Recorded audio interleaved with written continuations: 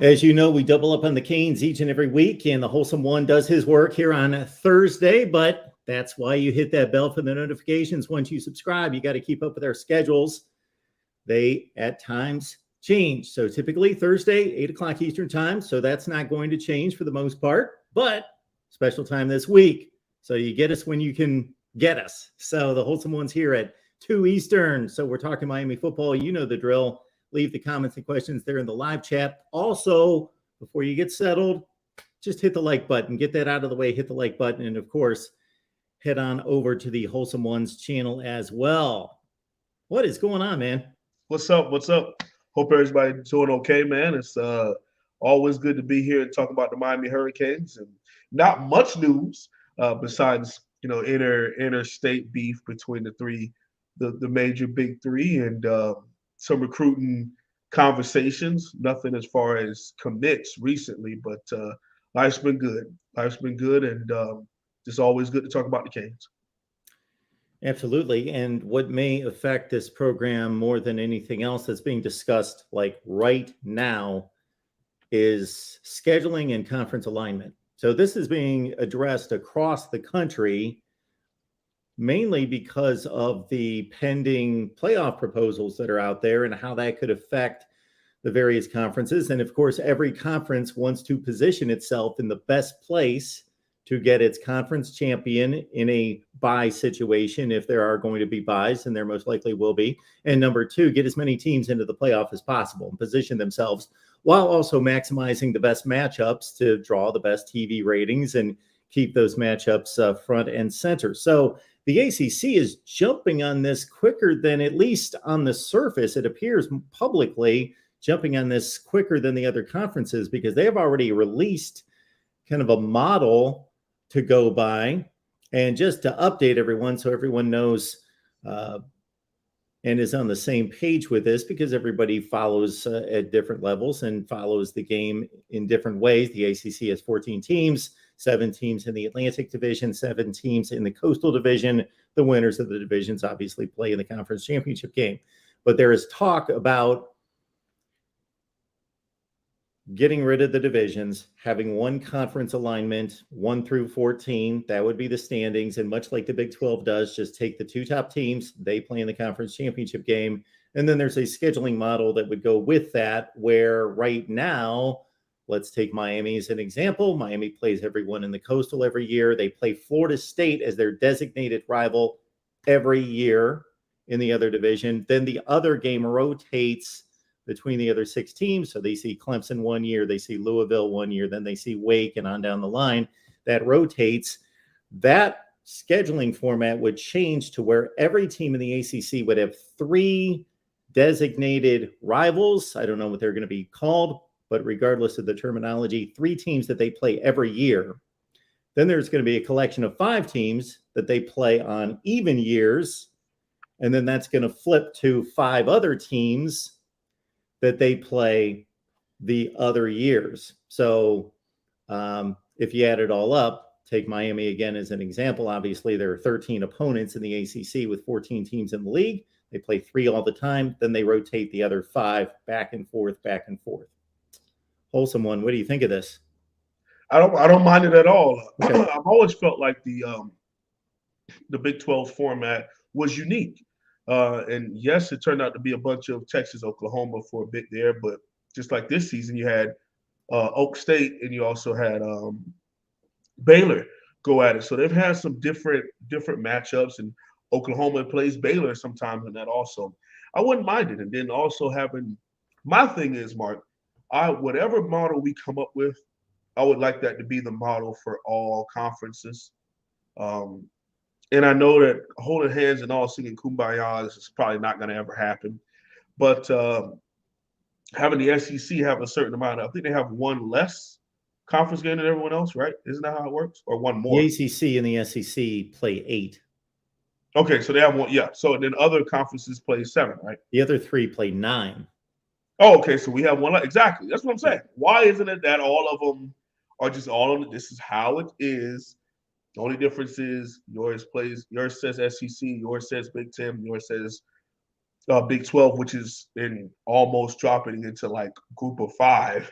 level with the people exiting out of that conference down there. But I like it. And I would love to be able to keep, of course, Tallahassee.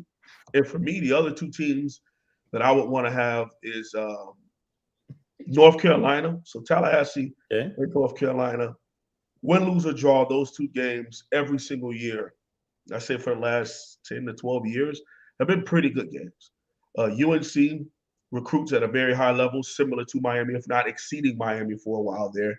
And Tallahassee is Tallahassee. You know, as much as I dislike them, one of the better programs and one of the best historic programs in the country. And that rivalry is good for both programs to keep pushing each other and to keep fighting. So we have to have that. Now, the conversation amongst Miami Hurricanes fans is who is the third one? Do you want kind of like a guarantee one with like a Virginia, which isn't a guarantee because we lost to them this last season? But would you want something like a Georgia Tech? In my opinion, I would want Virginia Tech. I would want Tallahassee, North Carolina, and Virginia Tech to be the three teams we play every single year. Again, if you talk about these teams being anywhere near each other in caliber or record or recruiting class, those are some of, if not the best games of the season for the Miami Hurricanes. And for us to continue to push ourselves, and I think we need that. I think we need that push. We need somebody that's going to go toe to toe with us and want to fight. You even look at something. I'll say something in comparison like Auburn, Bama. Bama's on this just historic run on a whole different level. But any and everyone who watches that game every year understands. Auburn could be 4-7 at that time because about to play the last game of the season. And there's been times where they've beat or upset the number one Alabama, you know, kick six or things of that nature where they were really good. Both were really good, but Auburn has 3 or 4 losses already. And Bama's undefeated, but they beat them and then they end up going to the SEC championship because they get the win over. You know, so it's one of those things where at face value and maybe even at brand value, Virginia Tech may not be on the same level as that U. Tallahassee definitely is on the same level when they're both up there. And North Carolina, that Tar Heel Blue is always going to be in conversation for very, very high branding and high recruiting moving forward with NIL deals and things of that nature. So I think those three teams would really push Miami. And any mixture of the five is fine. You know, I wouldn't want to keep the Duke thing going. A couple of Miami Hurricanes fans want to keep Pitt. They think Pitt is a great every year battle. But for me, North Carolina, Virginia Tech, Tallahassee. Well, Wholesome One, you know, when it comes to scheduling and conference alignments and all that sort of thing, you know that I always have something to say about that. Uh-oh. I always have a plan. I always have a pushback. So I don't hate their idea. So right out of the gate, I want to state it that I'm going to line up a lot of issues that I have with it. But if it went through, I don't think it's a horrible plan. I don't think by any stretch. I think it's workable. It's formatted. It's structured. Makes sense. So let's deal with the plan as it is. And it's most likely going to go through to some degree as it's been made public. Yeah, that's what I was going to say. I feel like at this point it makes no sense to kind of push back on it for me, especially someone, you know, covering the Miami Hurricanes. It feels like it's going to happen. When it gets to this public and it gets that pushed out, it's 9 times out of 10 already in the works. You just kind of want to see the feel of what everyone else is, feel the temperature in the room. But continue. Yeah, the ACC did not let this become public if they weren't going to generally roll this out something close to what it is. Okay, when it comes to the 3 designated teams, I get your point and I don't disagree with your 3 teams. Okay, Florida State's a given. And maybe for one show, I'll get with your terminology and I'll call them Tallahassee for a show. But regardless, it's one of the greatest rivalries in college football. They're connected at the hip. It was their non-division game. That's a given. That's going to happen. That's the most important game in the conference, actually, from a rivalry standpoint, even if it isn't in the standings every year. From a rivalry standpoint and tradition and all that, it's the most important game in the conference. So that is going to hold. I hear Virginia Tech being talked about a lot because there's a long history with Miami going back to the Big East. And aside from Florida State, probably have the longest attachment to Miami than anybody in the conference. So going way back to the Big East because Pitt wasn't always there and so forth. So Pitt and Syracuse would be close because they were there in the Big East as well, going way back. But Pitt has been a team as well that's been connected, as you mentioned, to Miami and a lot of people. And the ACC is actually, because the Florida State games earlier in the season, they already have their thing with Florida, has made for a number of years Miami and Pitt that final game into the season to match them up. So I don't really have a strong opinion on who those two other teams should be, because I know, as you mentioned, a lot of fans, not just Miami fans, fans of other teams in the ACC, they're going to want the worst teams to be in there so they get the easy wins. They're just going to, and then other people, for some reason, maybe not thinking it through, are going to want Clemson and just say, I want to see us play Clemson every year. Well, okay. But most people are going to want, and then other people are going to look for a combination of both. They're going to look at history. They're going to look at what programs line up in terms of recruiting, and has there been a little bit of a,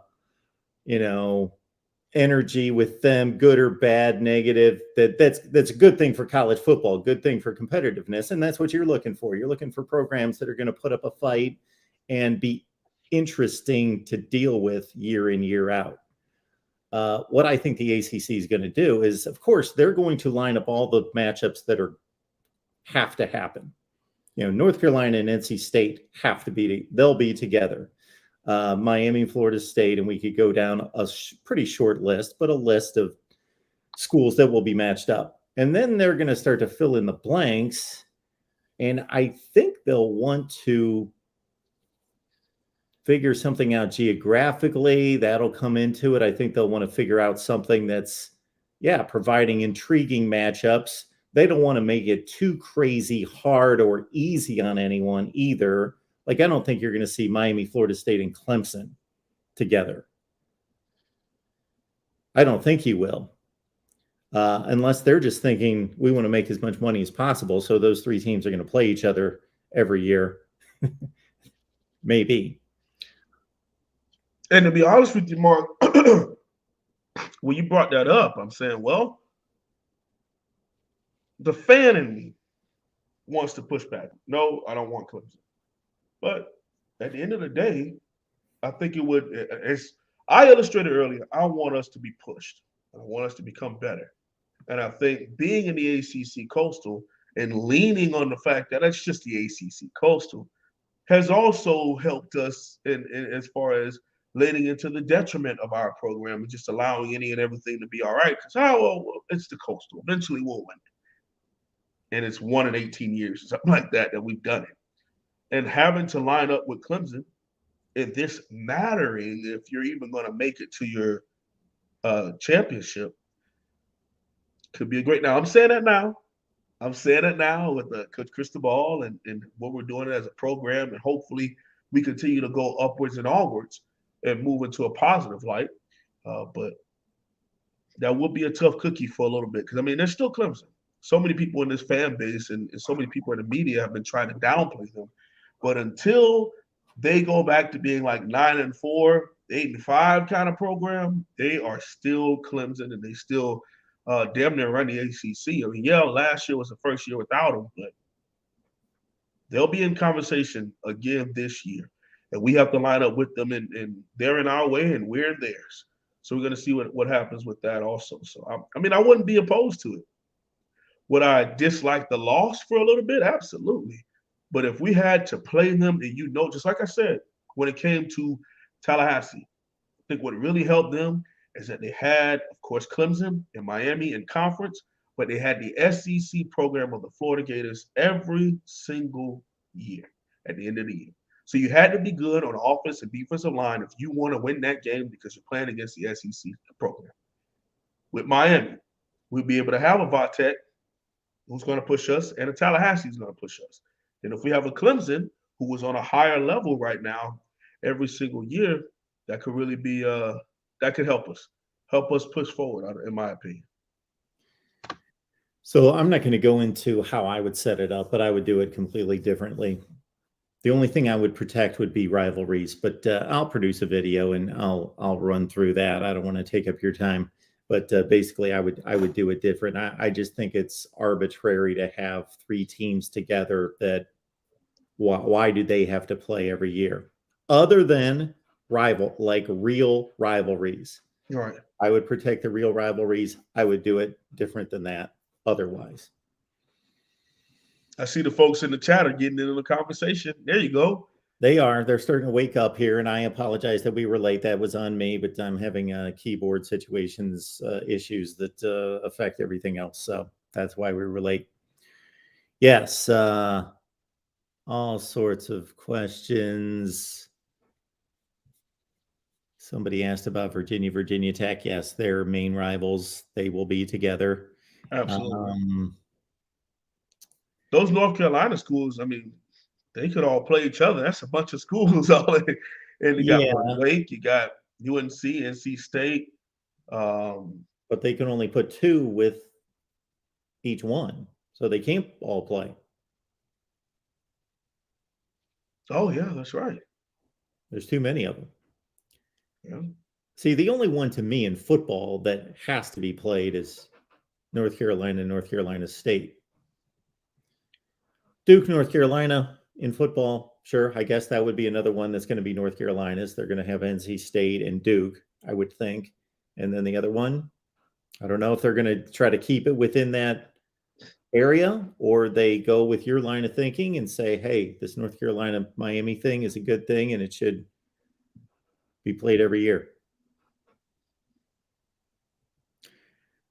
Now, Mike is pushing back on your comment. I don't think there's a right or wrong. I think I can see valid points in both directions. So, Wholesome One, you would like to see every conference set up the same way. You would like to see uniformity. Mike likes there just being variety in the conference alignments, and however they want to set it up, they're going to determine their champion and bring it to the table. Yeah, I mean, you see that, and that's the beautiful part about our sport, which a lot of people are arguing is not turning into is moving further and further away from our sport. And that college football was unique in that in different areas of the country we did things a little differently. But now that there is, in my opinion, a playoff format, I think it needs to be a little bit more uniformity to it, because I feel like it's the only way that it can be fair. Because in my eyes, like, well, we all know the SEC gets a little bit more of a nudge in that direction, being one of the only programs, I think, one of, if not the only conference to have two join the playoffs. You've never had two ACC teams. You haven't had two Big 12 teams. Pac-12, I think, has had one team, Oregon, join. Who's the other? Two total. Washington. Oh, Washington, 2016. I want to say something there. Yeah. Okay. So, but if we were all on the same level and it was all in set up the way that, hey, you get this team, the champion of your conference joins in, they battle out. I don't want us to get into a playoff conversation, because then that's going to turn into a whole other. But I just feel like each conference should be the same. But I definitely see other people's opinion where they're like, no, I like it. The fact that some people do things a little differently, and we still got to try to figure it out at the end of the year. Some people get left out, and some people get left in. I get it. Yeah, I that is not one. Sometimes there are people bring up their different proposals and so forth, and I flat out say that doesn't make any sense, and this is why it doesn't make sense. When it comes to you wanting uniformity and other people wanting diversity and just variety, it's a better word for it, variety out there.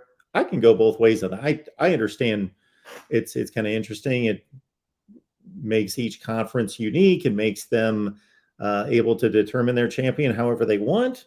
But at the same time, to your point, hey, if we're all together in determining playoff teams, then we should be doing it the same way.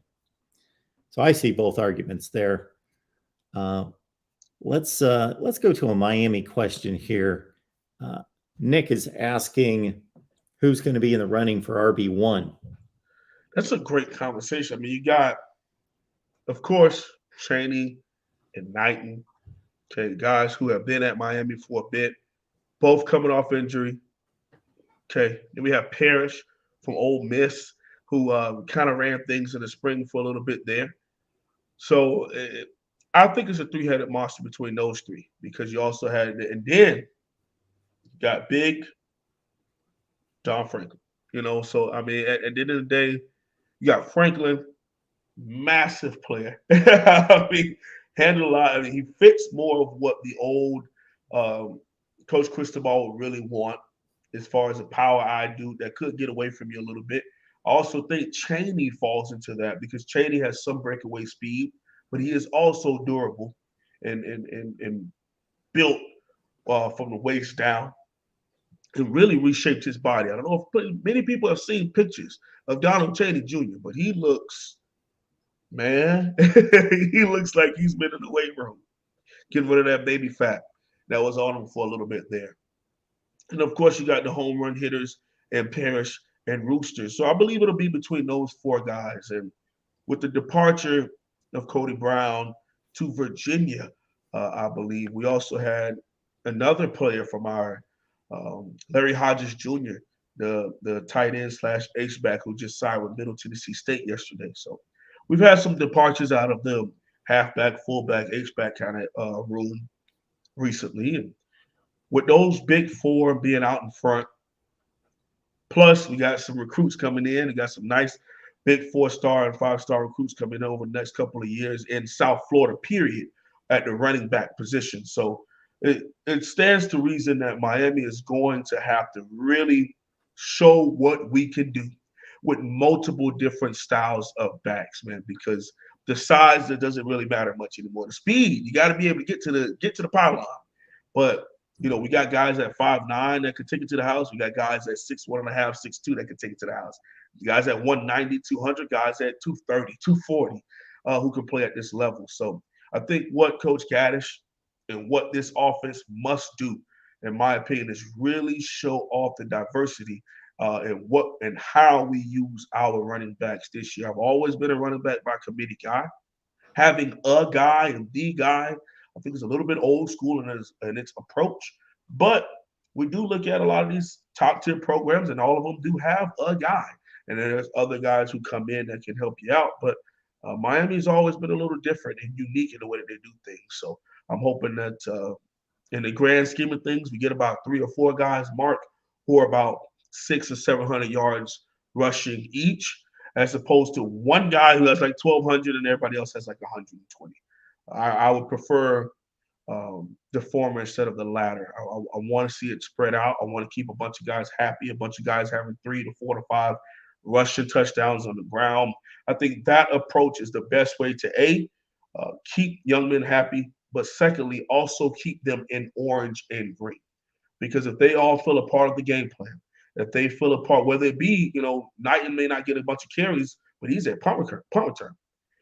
And he's able to help us in that way, shape, form, or fashion.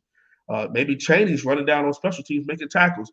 Being able to use guys in multiple different facets and keep them happy in the orange, green, and white, that is what my mind is on. Because when it comes to dealing with what the NIL is presenting and also with what the transfer portal is presenting, there, as of right now, there is no limitations on either one of those two things. So if a young man doesn't feel happy week 2, he can hit the portal and be gone and be in someone else's colors by week 3 and playing on a whole different team with a whole different scheme, a whole different NIL deal. So we're hoping that we can hold on to these guys. I wonder how that works out before I extend on the running game, because I'd like to keep going on that topic. I wonder how that works, though, in regards to enrolling somewhere else and being eligible for classes and all that other business. I don't know. Who knows? I mean, Let's do the running game here, Wholesome One, because Dave brings up a topic that you can extend on based on the previous question. I'll tell you with respect, I hope he does well at Miami. I don't know what he's talking about there, if that's there was a conversation in there about Josh Gaddis being the reason why Michigan went as far as they did. Yeah, that's what I figured. So his offense was not good until he started running Harbaugh's power game. So I hope for you that he takes that, brings that with him. So what are your thoughts about the power running game, Gaddis's approach with what you just talked about? It actually, in my opinion, fits perfectly with a guy like Coach Cristobal. If you watched any Oregon games, the big thing was that Justin Herbert goes out to the Chargers, and now he turns into like Phillip Rivers, and for lack of a better comparison, the way they just went this 3-4 wide, and he's letting it fly, and he's bombing people, and they're like, well, where the hell was this guy at Oregon? He's out here running RPO and running over linebackers.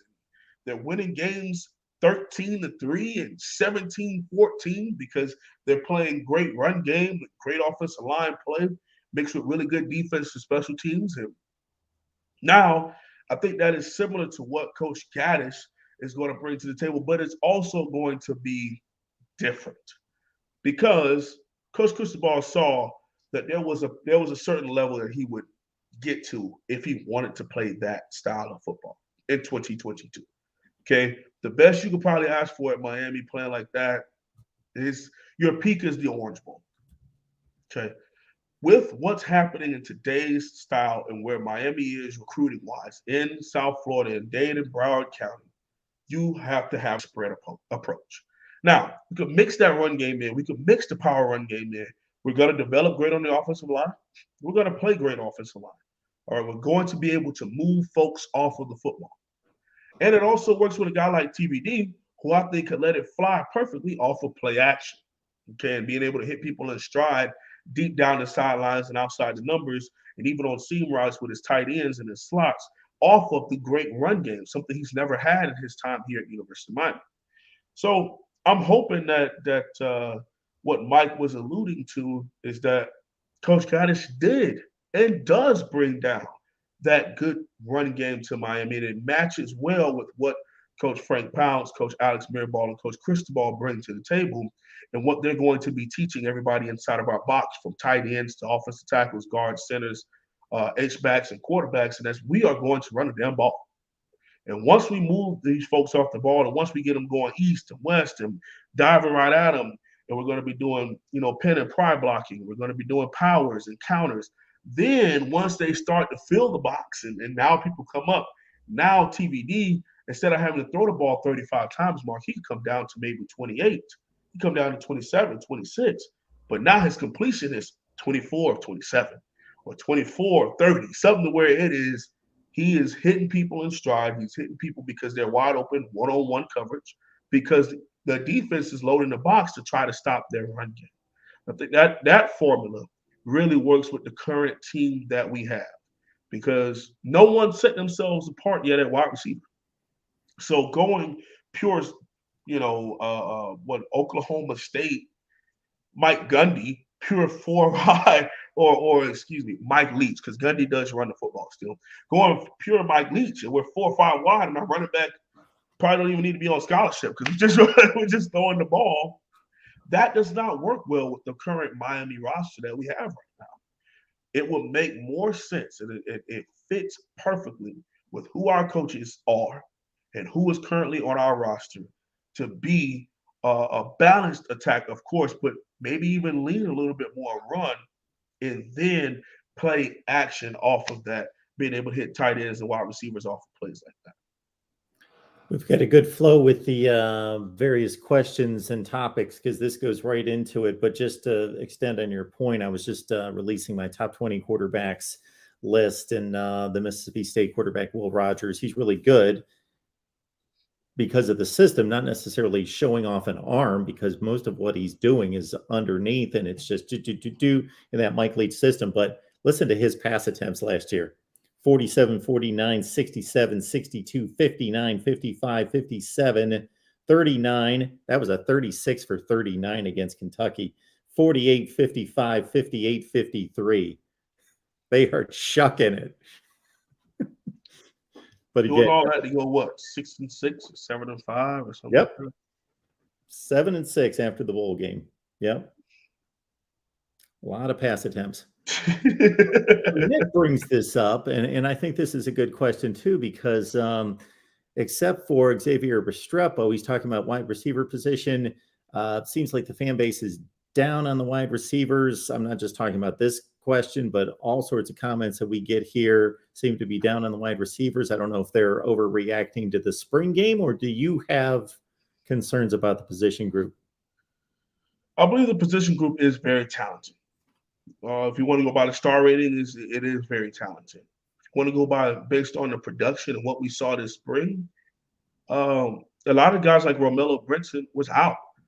We also are going to have to see new people show up.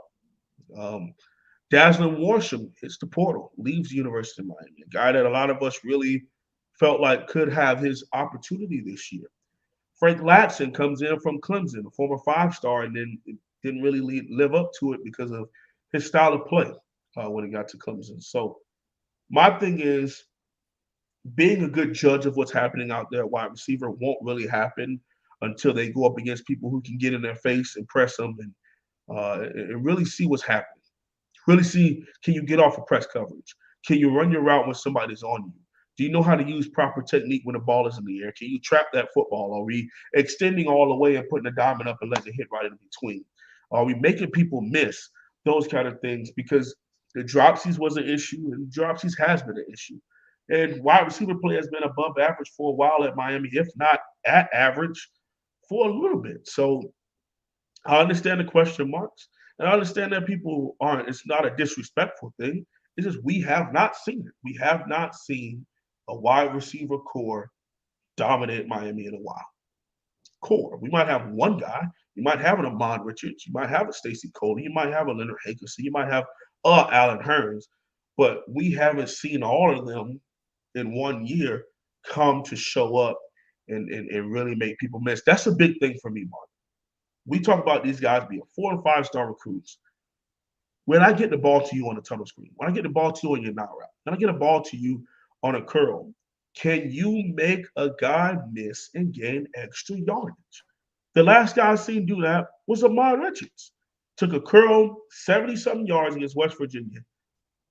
We rarely see that as much anymore. And that was what, 6, 7 years ago now?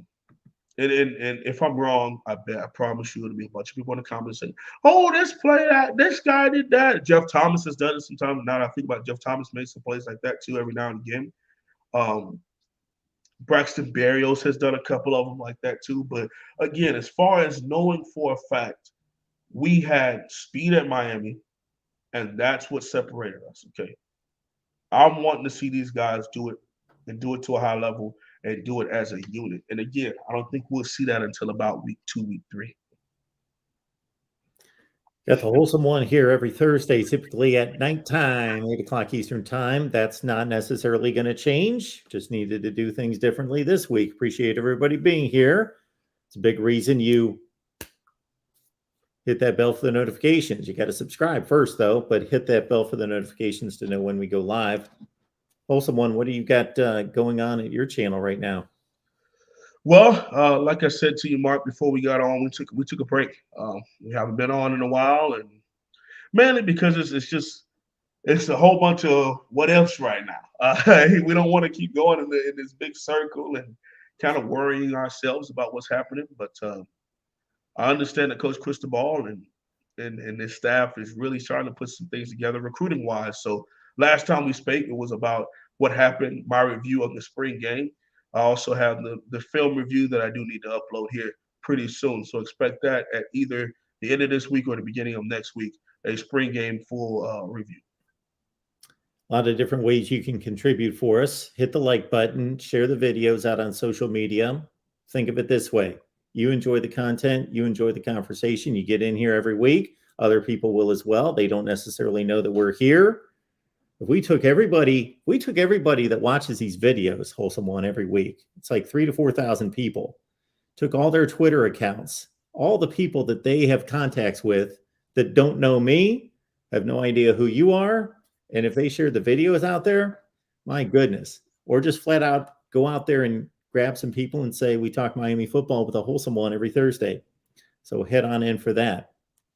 All right. Terrence Templeton.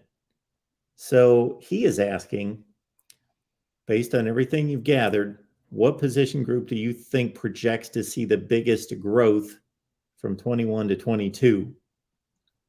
I think the low-hanging fruit would be offensive line, so I'll go in a different direction. But I do definitely think, even from the couple of months Coach Cristobal has been our head coach and offensive line coach, and Alex Mirabal has been offensive line coach, that offensive line that we watched this spring was completely different than anything I watched under the previous regime at Miami. It just was that big of a jump, and with some of the same guys. Some of the same guys that I questioned, like a DJ Scape, some of the same guys that I'm wondering could they continue to build on what they had already done, like a Zion Nelson, had proven that. Now, of course, they're going to have a snap or two here where Thomas Davis gets under Zion Nelson and walks him back to the quarterback. Okay, cool. But if you want to take Zion Nelson's entire spring game, very, very good. DJ Scape, love what he brought to the table. Justice Uluwasu, number 70, a transfer from UNLV, being the guy that we pull, on counters and powers and getting out there in front of our running backs and climbing to linebackers and cutting safeties in open space. This is stuff we were not seeing these same three players I just illustrated to you do anything close to that. And then now they're doing it at a high level and doing it on a consistent basis. So I really like that. Offensive line will be my first answer. Low-hanging fruit, though. The next one I will say is defensive back. I'll put corners and safeties together. James Williams, Cam Kitchens, Avante Williams. Those three young men had already played at a pretty good level. Okay. James had some flashes every now and then. Avante had a lot more flashes. And Cam Kitchens was one of the better defensive players with a very high football IQ that he brought to the table. And just a field awareness. But cornerback play, I'm excited to see the growth that is going to happen at the cornerback position. There is going to be an influx of talent that will be enrolling in Summer Session A at the end of this week, like Chris Graves and guys like that, who will be in orange and green when training camp starts here in the end of July. All right. Already the cornerbacks played a little better than they had been playing under the previous regime. And again, when we get to talk about stuff like this, people think that we're taking shots at just Manny Diaz, or we're taking because he had been over the defense for the last 6 seasons. It's not just about that. It could be the way that these coaches are now articulating themselves to a player. It could be just the way these coaches build a relationship with the player. It's not necessarily just the scheme and how we do what we do, because there's only a certain amount of coverages. There's only a certain amount of blocking techniques. But do I have a great relationship with this position coach? Would I run through a wall for this position coach? Does he uplift me or does he pull me down? Even if he's yelling and screaming at me, is he yelling and screaming at me because he knows I can do better and he's trying to build me up and fire me up? Or is he yelling and screaming at me saying my mama this and I ain't this and I don't know who gave me 5 stars because you suck and you're trash and get off my field and that kind of stuff? You have to understand how you're articulating yourself to another human being, okay? Because that's a person. And it's not soft, it's not masculine, it's not unmasculine, it's not feminist, none of that. You have to understand, number one, in order for me to coach you hard, I got to get to know you. I have to build a relationship with you. I have to want you to want to go out there and play hard for me. And I have to build that with you to expect you to do it. Not just go out there because my shirt says Coach Hogwin or Coach so-and-so. Not just because they're paying me to do this that I expect you to go out there and play at a high level. I want you to trust me. I want you to know that I'm going to put you in the best position. And when I do it, that you are going to take advantage of that opportunity and go attack the ball at its highest point. Or go make the game-winning block. Or go make the game-winning catch. Or game-sealing tackle. Things of that nature. So I went on a rant there for a bit. My bad. But it really bothers me with that because people think that I'm always jabbing at Coach Diaz or Coach Rick. It's not about that. I'm just happy about the difference in the style of coaching that these young men are getting from true educators and true teachers, as opposed to screamers and yellers who are just screaming and yelling because they think that that's what's going to get you to go out there and play hard for us, for the orange and green. But at the cornerback position, with Coach Day or Die, excuse me, he has a different method. And it might be aggressive, but he's also doing it because he knows that these young men can be so much better. And the previous DJ Ivy, the previous Al Blaze Jr., the previous Cam Kitchens, the previous Isaiah Dutson, all that, that is nowhere near the player that he knows these guys can be. And it was just little tweaks that he speaks about these in interviews, Mark. It's little tweaks about their stance or their confidence level or how you interact with them pre-practice, how you interact with them in film that he noticed, oh, okay, I gotta, if I turn them a little bit this way, if I give them a little positive energy, if I joke with them before practice, or some players need to be serious. They have to be serious and stern. You got to stay on them at any little thing because then they'll just, oh, I already made it, man. I don't have to worry about nothing. Kick their feet up and think they've already made it to the NFL. Okay, you have to know these players, and I was really really intrigued to hear Coach talk about that because that speaks dividends. That means he understands psychology. Okay, he understands how to be able to get into the head of his players and get them to go out there and kick Patowski, man. Don't want anyone out there to misinterpret my chuckles when the wholesome one goes into some of these. Um, uh, they're not analogies, just these descriptions, because I wholeheartedly agree with everything that he's saying. There's a way to talk to a human being and still command respect, still be stern, get your point across, all that, but still treat them with respect. I just respond to I find it funny the way the wholesome one when you start throwing around your 5 stars are a bunch of crap and your mom with this and you I'm responding chuckling to the delivery, not that I agree or I condone that kind of. No, it's all good, Mark. I mean, you just when you've been there, you've been Yeah. at practices, you've walked and you hear like, wow, that's kind of messed up, dude. Like but again, like I said, if you know your players and you know how they respond to certain things, when it's coming from you, might be different.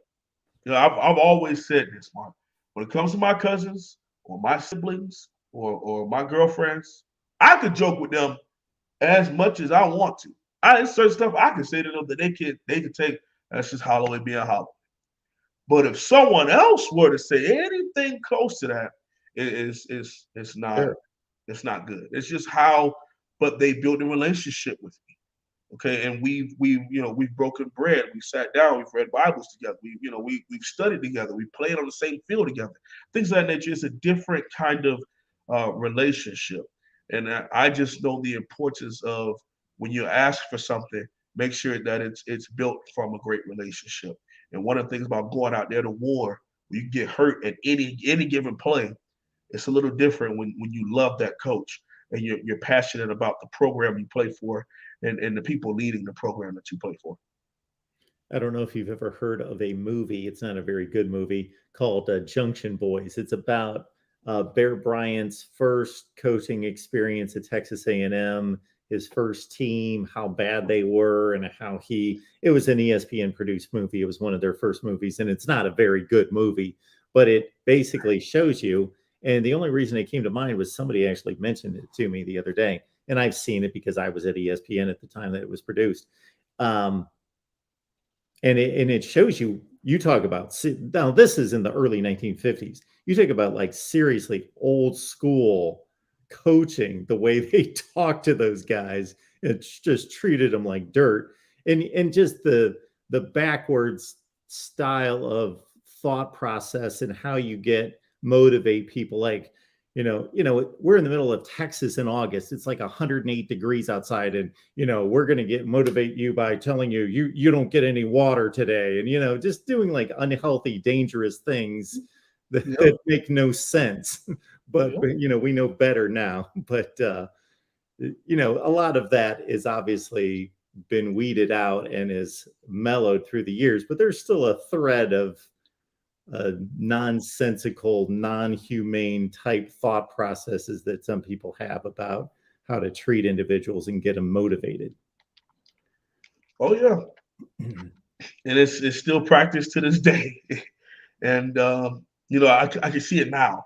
Nick Saban screams at his players, and oh man, you guys just soft. Back in my day, dude, listen, it's 2022. We're halfway to 2023. Back in your day, it's just not it anymore. Sorry, it's just not. It's just not. It's not. Not when the star quarterback makes more than the head coach. It's starting to become similar to what the next level is Yeah. in this sport. And you have to treat people, one of the greatest coaches of all time, the greatest college football coach, in my opinion, Yep. he struggled at the next level because his way of talking to people and treating people, he could not do that anymore when his backup outside linebacker makes more than him. Okay, you can't talk to them in that way, in that manner anymore. All right, Wholesome One, if you've got like 2 more minutes, so we got a last question in here from Liddell. He wants a projection on MarkRogers. He saw him play a few games in his couple of years in high school. Do you have any thoughts? Obviously, the sample size is very limited, and he's just coming into the collegiate level. So do you have any thoughts about how he projects?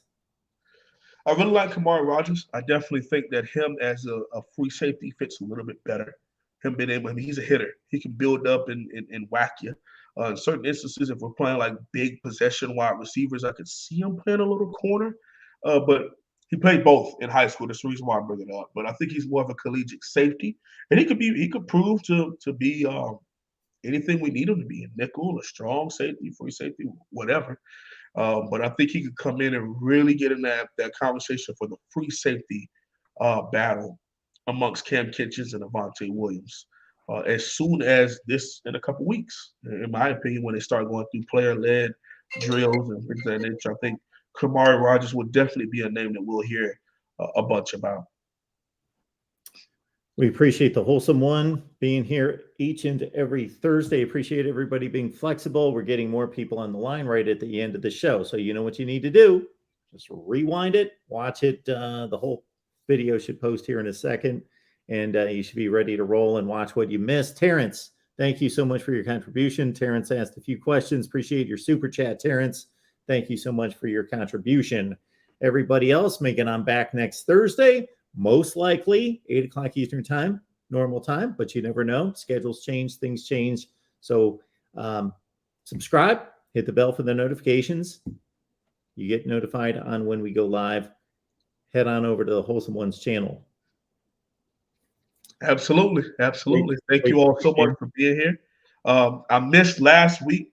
My brother got married, so we were really, really excited for him awesome. and adding someone new to the family and someone new to the Holloway name. So it's a blessing, and they're out on their honeymoon right now and do not disturb. So I can't even let them know to tune into the show because he's always here supporting me and supporting Mark and supporting the show. So Awesome. that's why I wasn't here last week, guys. I can't post all that I was doing that day because I was just having a good time. So we'll leave it at we will leave it at that. But thank you again, Mark, as always, working with me, being understanding of my schedule and how busy it is, and just communicating with me. It means a lot that you're willing to able to move and be flexible for your boy. I definitely appreciate that, man. So as always, go Canes. God bless and have a great day, y'all.